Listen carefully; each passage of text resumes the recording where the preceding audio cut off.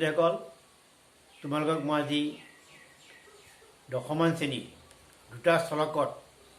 ৰৈখিক সমীকৰণ জোৰ পাঠটিৰ 3.2 অনুশীলনী কিতাপ আপোনালোকক কৈ দিম। তোমালোকে অংককেইটা ভালকৈ চাবা, ভিডিঅ'টো লাইক কৰিবা, শ্বেয়াৰ কৰিবা আৰু চেনেলটো ছাবস্ক্ৰাইব কৰিবা। এতিয়া মই পাঠটোলৈ আহোঁ। তোমালোকক মই অনুশীলনী 3.2 যোৱা ক্লাছত তোমালোকক মই 1 নম্বৰৰ অংকবিলাক কৈ দিছিলোঁ, 1 নম্বৰ অংক এটা কৈ দিছিলোঁ। আজি মই 2 নম্বৰ অংক, 2 নম্বৰটো আছে A1 by A2, B1 by B2, C1 by C2 অনুপাত কেইটা ৰিজাই তলৰ ৰৈখিক সমীকৰণযোৰ কেইটা বুজোৱা ৰেখা দুটাই এটা বিন্দু কাটিব নে সমান্তৰাল হ'ব নে লগালগ হ'ব তাকে নিৰ্ণয় কৰিব লাগে। গতিকে প্ৰথমটো দিছে 2 1 নম্বৰ অংকটো চোৱা। সমীকৰণটো দিয়া আছে 5x minus 4y plus 8 is equal 0. 7x plus 6y minus 9 is equal to 0. গতিকে তোমালোকে জানা যে দুটা চলকত ৰৈখিক সমীকৰণ ষ্টেণ্ডাৰ্ড ফৰ্মটো কি আমাৰ ax by plus c0, এইটো হ'ল ষ্টেণ্ডাৰ্ড ফৰ্ম। গতিকে ইয়াত এক্সৰ সহগ কি আছে আমাৰ এক্সৰ সহগ a, y সহগ b আৰু ধ্ৰুৱপদ c। সেইকাৰণে আমি এযোৰ আনিব লাগিব। যোৰ অনাৰ কাৰণে আমি কি লিখিব পাৰোঁ, এইটো a1 x b1 y c1 0 এটা, আৰু নেক্সট এটা আনিব a2x b2 y 0। চোৱা তোমালোকে এইটো কৰা। এতিয়া জোৰ এইটো এক্সৰ সহগ 1 নম্বৰ সমীকৰণ, 2 নম্বৰ এইটো। এই অনুপাতটো আমি উলিয়াব লাগিব। এক্সৰ 1 নম্বৰ সহগ আৰু 2 নম্বৰ এক্সৰ সহগ এটা অনুপাত উলিয়াম। ঠিক তেনেদৰে ৱাই লগত আছে এইটো সহগ, ৱাই সহগ 1 নম্বৰ b1, 2 নম্বৰ b2, ইয়াৰ অনুপাতটো উলিয়াম আৰু ধ্ৰুৱপদৰ অনুপাতটো উলিয়াম। এই অনুপাতকেইটাৰ পৰা আমি অনুপাতকেইটা কি কৰিছে ৰিজাই আমি সমীকৰণটো কি হয় এটা বিন্দু কাটিব। আমাৰ গ্ৰাফত আমাৰ এটা বিন্দু কাটিলে এনেকুৱা হ'ব, এটা বিন্দু কাটিব, সমান্তৰালো হ'ব পাৰে আৰু কি হ'ব পাৰে এডাল ৰেখাও হ'ব পাৰে, একে ৰেখীয় হ'ব পাৰে। এটা ৰেখাতে গোটেই বিন্দুকেইটা থাকিব পাৰে, 1 নম্বৰ আৰু 2 নম্বৰ বিন্দুকেইটা এটা ৰেখাত থাকিব পাৰে। এতিয়া চোৱা তোমালোকক এইকেইটা কথা তোমালোকে মনত ৰাখিবা। চোৱা মই লিখি দিছো এইটো a1 by a2 নহয়, যিকোনো b1 by b2 যদি হয়, এই অনুপাতটোৰ লগত যদি এই অনুপাতটো সমান নহয় তেতিয়াহ'লে c1 c2 কৰিবই নালাগে। ৰেখা দুডালে এটা বিন্দু কাটিব। এই এনেকুৱা ক্ষেত্ৰত 1 নম্বৰ ক্ষেত্ৰত ৰেখা দুডালে গ্ৰাফত আঁকিলে এনেকৈ এটা নিৰ্দিষ্ট বিন্দুত কাটিব, এটা নিৰ্দিষ্ট বিন্দুত দুইডাল ৰেখা। ঠিক তেনেদৰে 2 নম্বৰটো যদি আমাৰ আহে, 2 নম্বৰটো গোটেইকেইটা অনুপাত a1 by a2, b1 by b2, c1 by c2 সমান হৈ যায়। গোটেই অনুপাত সমান হ'লে ৰেখা দুডাল কি হ'ব, ৰেখা দুডাল মিলি যাব। ৰেখা দুডাল আমাৰ কি হ'ব, মিলি যাব। ৰেখা দুডাল মানে এডালেই ৰেখা হ'ব আৰু একে ৰেখীয় হ'ব, একে ৰেখীয়তে বিন্দুকেইটা থাকিব, এই এনেকুৱা হ'ব এডাল ৰেখাতে। আৰু সেই ক্ষেত্ৰত আমি সমাধান কৰিলেও আমি কি পাম, অসীম সংখ্যক সমাধান পাম। আৰু যদি ৰেখা দুডালক পৰস্পৰ সমান্তৰাল হয়, চোৱা এই কণ্ডিশ্যনটো হয় 3 নম্বৰটো হয়, এইটো হ'ব এতিয়া সমান্তৰাল হ'ব। এতিয়া সমান্তৰাল হ'লেতো কোনো সমাধানে নাথাকিব। গতিকে সেইকাৰণে এতিয়া আমি এতিয়া ৰিজাই চাওঁ সমীকৰণ। এতিয়া এইফালে যাই চোৱা ইয়াত a1 মানে কি হ'ব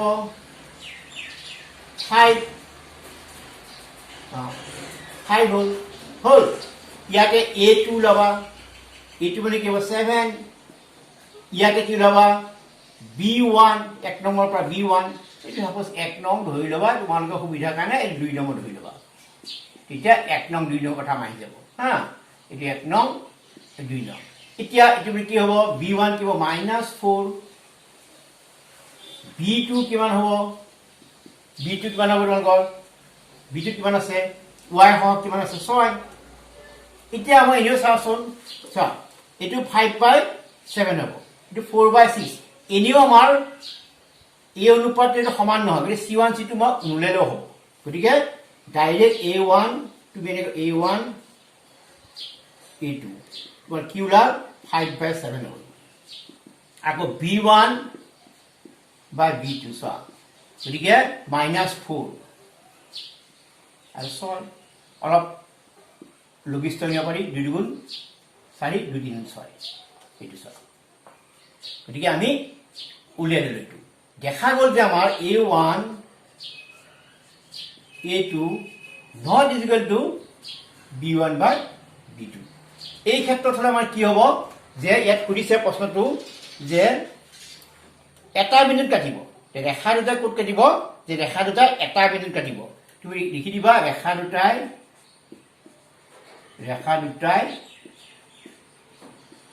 এটা বিন্দুত কাটিব এটা বিন্দু কাটিব গতিকে নিশ্চয় তোমালোকে বুজি পাইছা এইটো গতিকে প্ৰথমতে তুমিলোকে ইয়াৰ এক্সৰ হওক 1 নম্বৰ এক্সৰ হওক আৰু 2 নম্বৰ এক্সৰ হওক তুমি বাছি লোৱা 5/7 হ'ল 5/7 আৰু ইয়াতে -4 আৰু কি হ'ব +6 -4 আৰু 6 এইটো y এইটো এইখিনি y হওক ল'বা y হওক দুটা -4 আৰু 6 এই 2 গুণ 4 2 3 গুণ 6 এটা লঘিষ্ঠ আকাৰ লৈ গ'লো দেখা গ'ল যে a1 by a2 যিটো অনুপাত ওলাল b1 by b2 অনুপাতটো একে নহ'ল একে নোহোৱালে আমাৰ কি হ'ব ৰেখা দুডালে বা ৰেখা এটাই কি হ'ব এইটো ৰেখা দুটাই এটা বিন্দু কাটিব বা ৰেখা দুডালে আমি এটা বিন্দুত কাটাকাটি কৰিব আৰু এই ক্ষেত্ৰত আমাৰ যে সমাধান কৰিব লগা হয় এতিয়া এটা অদ্বিতীয় সমাধান পাম মাত্ৰ এজোৰীয় সমাধান পাম এইটো আৰু এইটো ক্ষেত্ৰত ই সংগত হ'ব গোটেইখিনি কথা মই একেলগে কৈ দিছোঁ ই সংগত হ'ব গতিকে এইটো এটা তোমালোকে নিশ্চয় বুজি পাইছা তেনেকৈ তোমালোকে অসুবিধা একো নাই তোমালোকৰ ধৰক আৰু এটা মই দিছিলোঁ হয়তো 9x ইয়াত 2 নম্বৰ অংক চোৱা 9x plus 3y plus 12 0 আৰু ইয়াত আছে 18x 6y plus 24 is equal to 0 ইয়াত কি হৈছে ইয়াত তোমালোকে a1 মই ডাইৰেক্ট এইটো মই ডাইৰেক্ট কৰিলোঁ কি হ'ব 9 by কি হ'ব 18 তোমালোকে মই সহজে বুজাই দিছোঁ আৰু ইজিকেল ইয়াত কি হ'ব চোৱা এইটো 3/6 ইয়াত কি হ'ব এইটো 12/24 কি হ'ল চোৱা এইটো হাফ হ'ল ইয়াতো হাফ হ'ল ইয়াতো হাফ হ'ল গতিকে আমাৰ কোনটো চৰ্ত আহিলে এই চৰ্তটো আহিল যে a1 by গতিকে আমাৰ এইটো আহিল a1 by কি হ'ব a2 b1 by b2 হ'ল c1 by c2 হ'ল ইয়াত আমাৰ এইটো কণ্ডিশ্যন আহিল ৰেখা দুডাল কি হ'ব মিলি যাব ইয়াত সুধিছে যে লগ লগা হ'ব এডাল ৰেখা হ'ব ৰেখা দুডাল কি হ'ব মিলি যাব ৰেখা দুডাল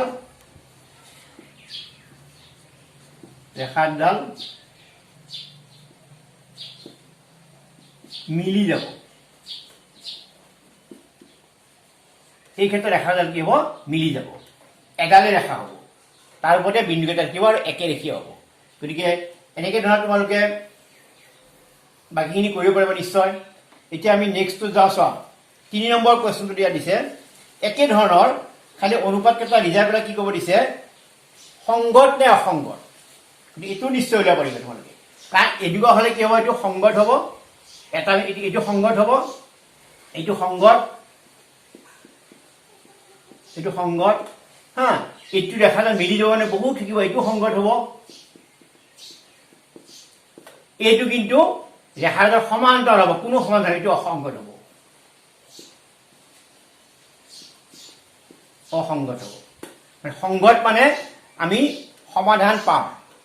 এইটো মত লিখিবা আৰু অসংগত মানে কোনো ধৰণৰ সমাধান নাপাওঁ যে সেই আমাৰ ৰেখা আমি যিডাল আমি ৰৈখিক আমি সমীকৰণ ল'ম সেই তাৰ কোনো সমাধান আমি নাপাওঁ গতিকে এই ধৰণৰ অংক তোমালোকে কম হ'ব মোক কৰি দিবই নালাগে তুমি নিজে পাৰিবা 3 নম্বৰৰ একটো চাবা যে সমাধান আছে নে নাই তুমি নিজে দৌৰা পাৰিবা গতিকে 3 ৰ একটো চাবা 3 ৰ এক নম্বৰ 3 ৰ এক নম্বৰ দিছে 5x 2y ইয়াত চাবা ইকুৱেল টু 5 আছে তোমালোকে এইফালে লৈ আহিবা কাৰণ ষ্টেণ্ডাৰ্ড ফৰ্মটো বনাই ল'বা ৰৈখিক সমীকৰণটো ষ্টেণ্ডাৰ্ড ফৰ্মত লিখিবা তাৰপিছত আছে 2x minus 3y ইকুৱেল 7 আছে minus 7 কৰি ল'বা সেই আগৰ দৰে এইটো a1 মানে 3 হ'ব a2 কি হ'ব 2 হ'ব b1 কি হ'ব 2 b2 কি হ'ব minus 3 ইয়াত এই দুটাটো আমি বেলেগ বেলেগ পালো গতিকে আমি ইয়াতে হৈ যাব চোৱা a1 by a2 not is equal to কি হ'ল b1 by b2 কাৰণ এইটো 3 by 2 এইটো মান আমাৰ মিল নাই ইয়াত আমি এইটো আমি যদি লিখো ইয়াত আমাৰ কি হ'ব তুমি চোৱা 3 by 2 হ'ব আৰু ইয়াত কি হ'ব এইটো সমান নহয় চোৱা এইটো কণ্ডিশ্যন হ'ল এইটো অনুপাতৰ লগত এই অনুপাতটো তোমাৰ সমান নহ'ল তাৰমানে a1 by a2 এই অনুপাত যিটো ওলাল not is equal to b1 by b2 আৰু এই ক্ষেত্ৰত তেতিয়া আমাৰ কি হ'ব ওলাব দিছে সংগত নে গতিকে আমাৰ সংগত হ'ব সংগত কাৰণ আমি তেতিয়া আমি মাত্ৰ এটা অদিত সমাধান পাম গতিকে সংগত হয় এই কণ্ডিশ্যনতে সংগত হয় গতিকে তেনেকে ধৰা তোমালোকে নিজে নিজে এইখিনি কৰিব পাৰিবা গতিকে ইয়াত তেনেকে ধৰা তোমাৰ আৰু এটা অংক ধৰা চোৱা তোমালোকৰ চোৱা এটা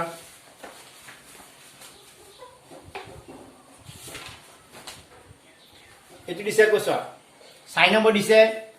গ্ৰাফৰ সহায়ত তোমালোকে ওলাব লেখৰ সহায়তে সমাধান কৰিব লাগিব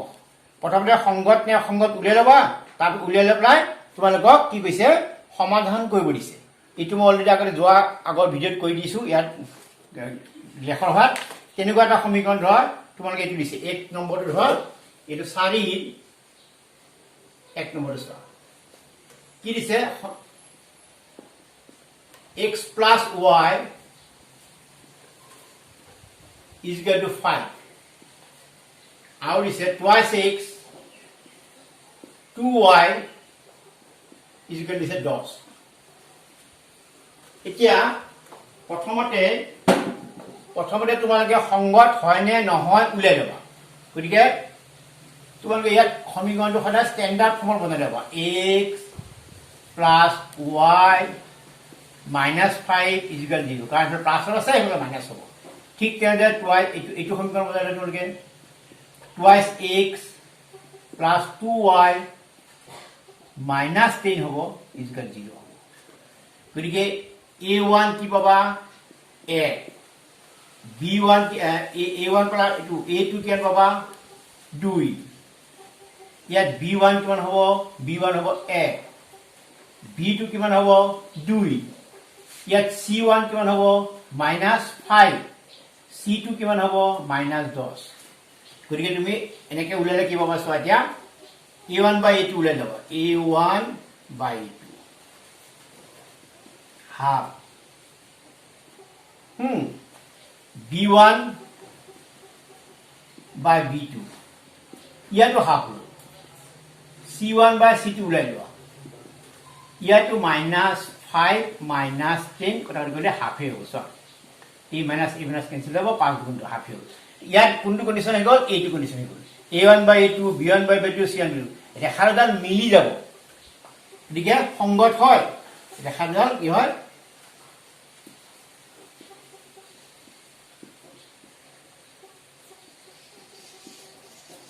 সংগত হয়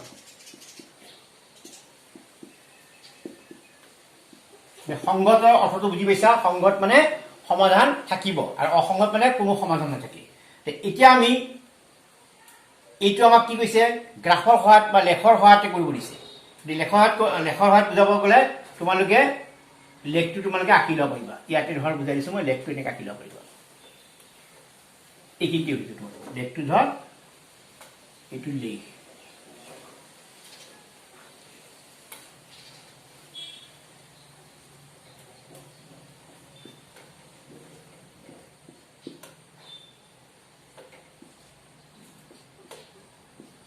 y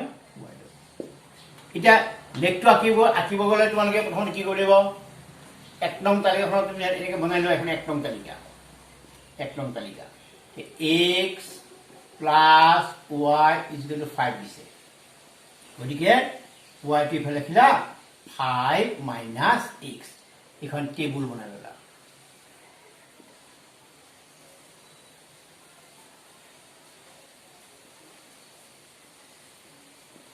x into y into a বিন্দু into b বিন্দু তুমি ইয়াতে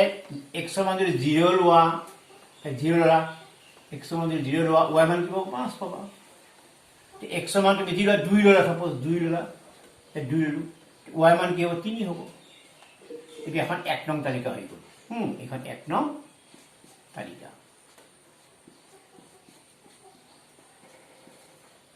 তেনেকৈ তুমি 2 নং তালিকাখন লৈ লোৱা 2 নং খন কি আছে 2 নং ধৰিলো 2 নং সমীকৰণ এটা কি আছে 2x 2y ইকুৱেল টু 10 আছিল ইয়াতে ঠিক তেনেদৰে 2y টো ৰাখি দিয়া 10 মাইনাছ কি হ'ব 2x হ'ব গতিকে ইয়াতে y ইকুৱেল টু কি হ'ব 10 মাইনাছ 2x বাই 2 ইয়াতে তুমি তাকে সমনে লোৱা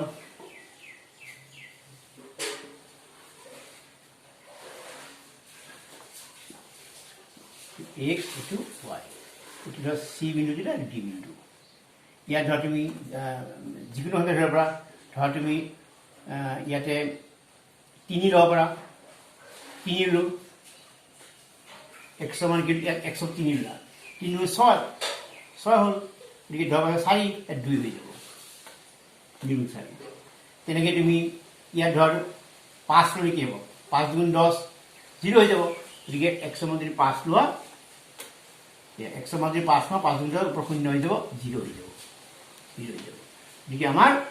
এইটো হৈ গ'ল 2 নং তালিকা এখন 2 নং তালিকা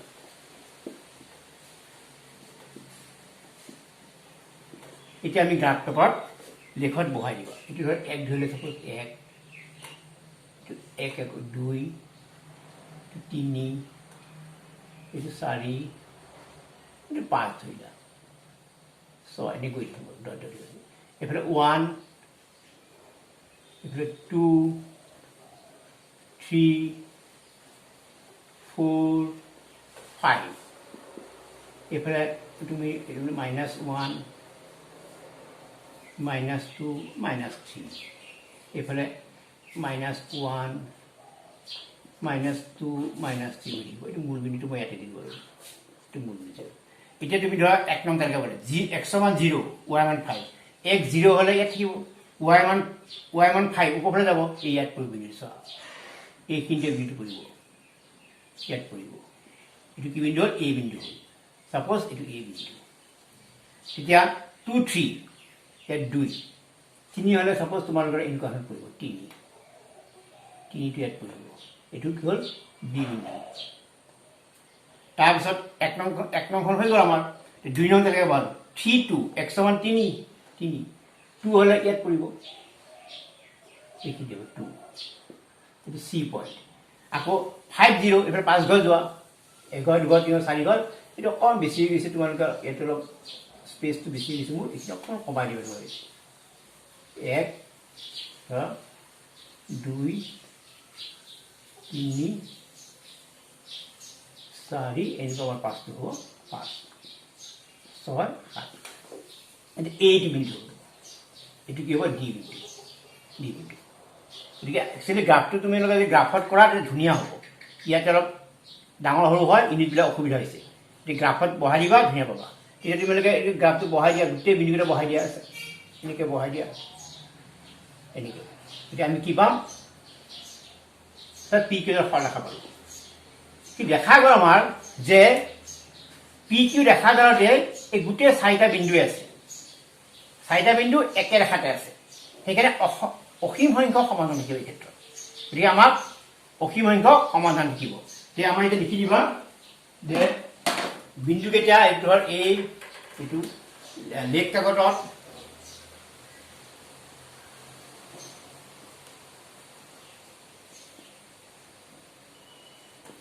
লেখ কাগজত a হল 05 b whole 23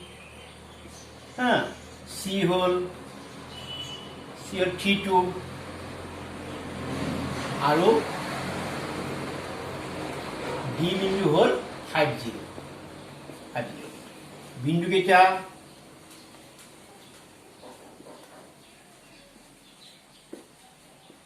বহুৱাই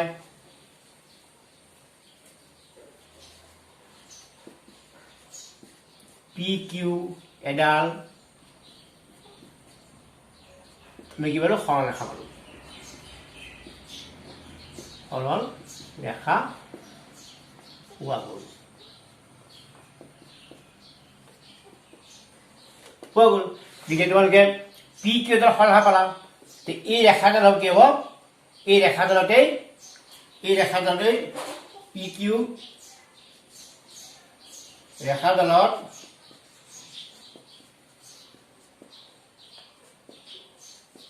A B C আৰু D বিন্দু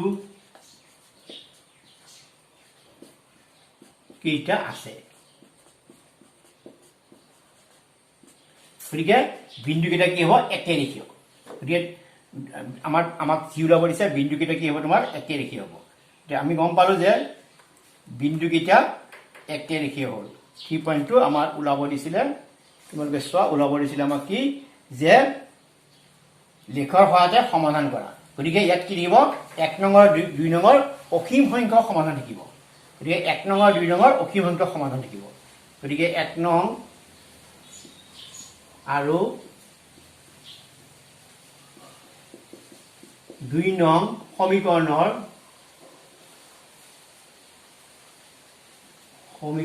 অসীম সংখ্যক